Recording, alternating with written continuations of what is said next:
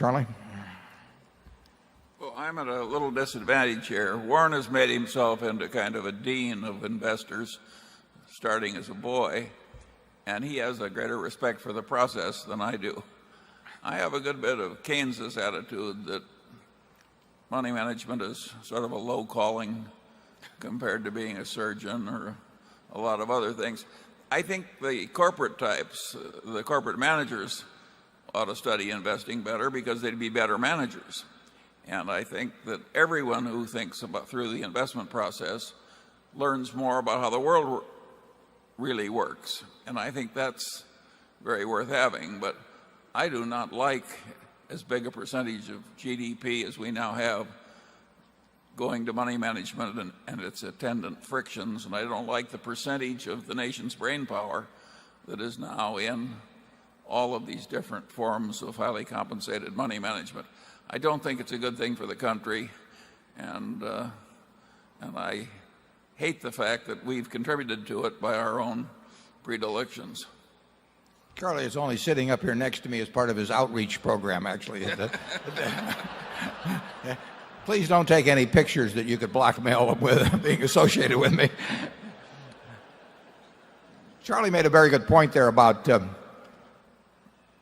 how managers could do better if they understood investments. I find it absolutely fascinating, and I've seen this throughout my life.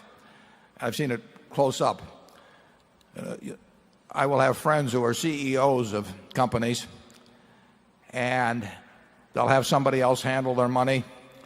If you say to them, you know, should you buy Coca-Cola or Gillette or something like that, they'll say, that's much too tough. I don't understand that sort of thing. What do I know about investing? And then some investment banker will walk in the next day with the idea they buy a $3 billion company, which is just buying a lot of shares of stock of one company. And they'll run through some little 2-hour presentation and turn it over to a strategic planning group and think that they are then the ones that should make that decision as to whether to buy multi-billion-dollar businesses when they really don't feel they're qualified to make $10,000 decisions with their own money. And it's extraordinary what you see in corporate America in the acquisition activity.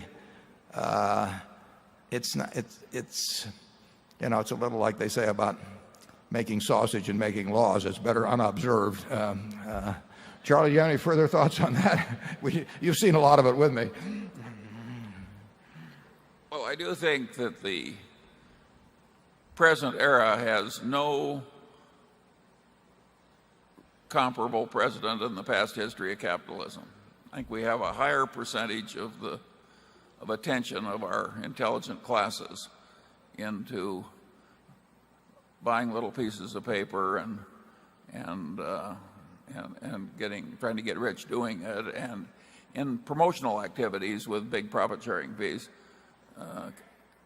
I can recall no past era which had a similar concentration of this type of activity. Can you, Warren? No, but I think you would say probably too that when we've seen sort of baby versions of this, something subsequently happened that oh yes, if you want to talk about what are the future implications,